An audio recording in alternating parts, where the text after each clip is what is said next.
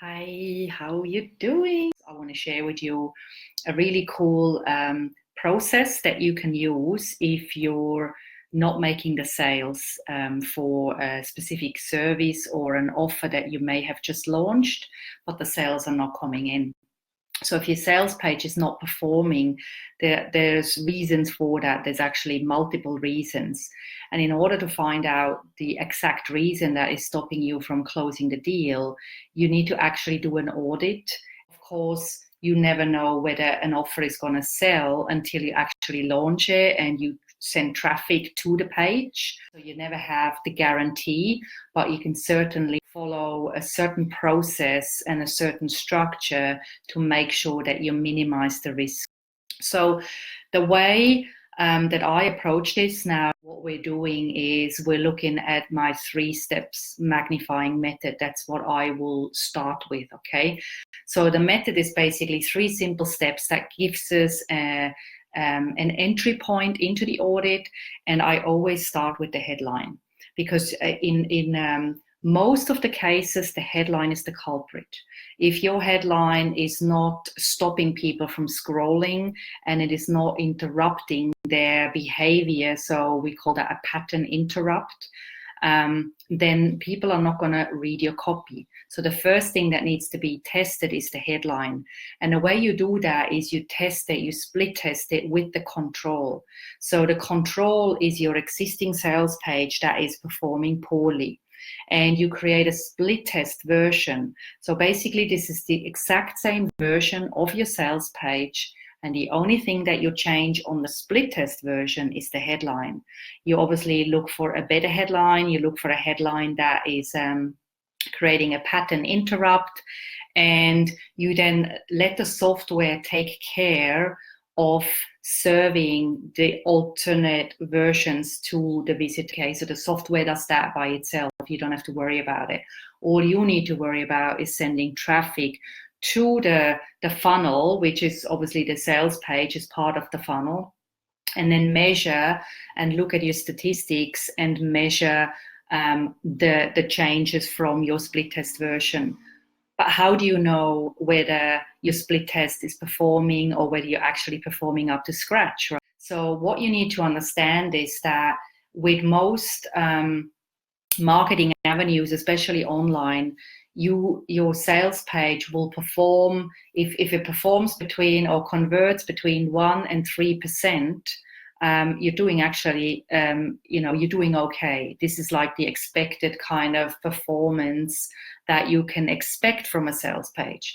So what this means is if you send 100 people, 100 unique visitors to your sales page, then you can expect to make about 3 sales. Okay, at the best, at the worst, 1 sale. If you don't make a sale, then it's not lost yet, because as statistics go, they are not always, they're not performing to 100 visitors at a time. Sometimes you might have to send 500 visitors to a sales page, and then you will know the approximate statistics that you have and the conversion rate that you have. So my suggestion is you always wait until you have at least 200 unique visitors to any page before you start split testing and before you start changing any of the copy. Because if you do that before, and you just change it willy-nilly because you feel like, oh, it's not good enough, I'm not making sales, then you don't have any indicators, you don't have any statistics, and without that, you're actually rolling blind. And that is where most women entrepreneurs are making a huge mistake, a colossal mistake, because they're marketing on emotions. They let their emotions be the driver of what they're actually doing and then how they're chopping and changing the copy and their offers and things like that. And this emotional marketing is actually costing them a lot of missed profits and a lot of hassles as well, like a lot of stress. So you need to start tracking. You need to really be consistent with the tracking, and you need to honor yourself enough to do that. And I know that's something that is icky for us ladies. I hate tracking. I hate looking at statistics. It's not what I like to do. But I know it's essential if I want to understand how my funnel is performing. The second step in the magnifying method is, once I split tested my headline and I get more clarity about which of the two headlines performs better, I simply then make the better performing headline the control, and I keep split testing other headlines against the control, and I keep going. And every so often, at least 200 visitors, but I usually like to wait for 500. I will then switch it to the better performing headline and then create a new one, and I keep improving on the sales page all the time. The second reason why your sales page is not performing, it's because your offer is not working. And there can be several reasons for that. Reason number one is your offer is not targeted to your ideal clients. So it's actually not serving a problem that they're happy to pay for right there and this moment. The other reason is you have the wrong crowd.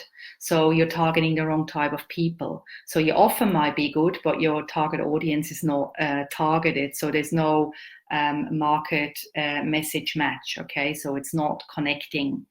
And you could have the wrong price. You could price your offer too low, which means people are not going to value it and they think it's not valuable. You can also price it too high. So how do you know where to price your offer?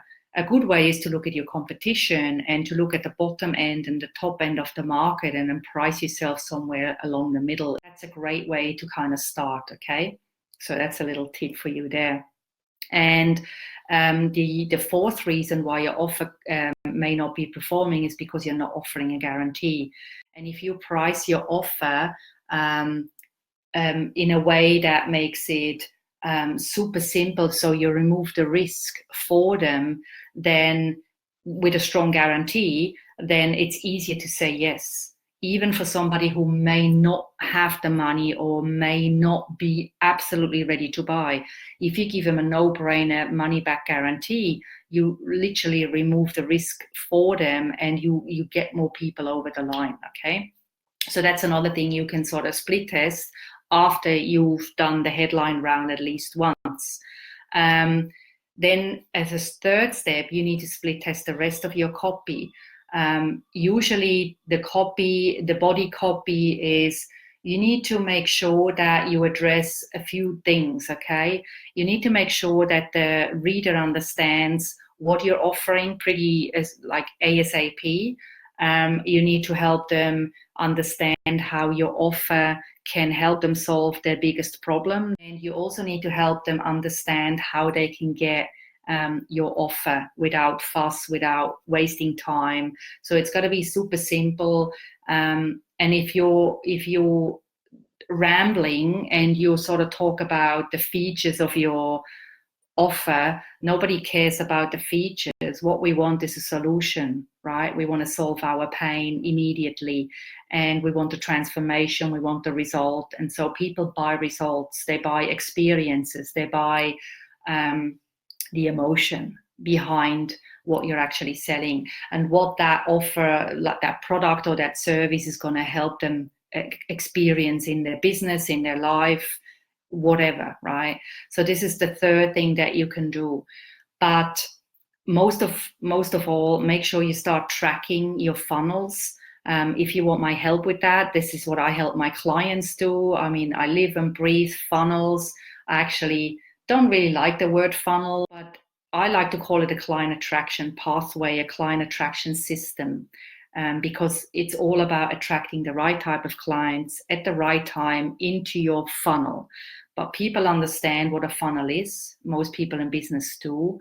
And so, if I talk about funnels, that's what it is. It's a machine. It's a systemized way to attract your ideal client, but do it so with integrity, with authenticity, and with personality, because we want to make sure that we come across as congruent, and having an amazing client attraction system will allow you to help, to do that, to actually market with that integrity that you want to do as a woman in business, especially.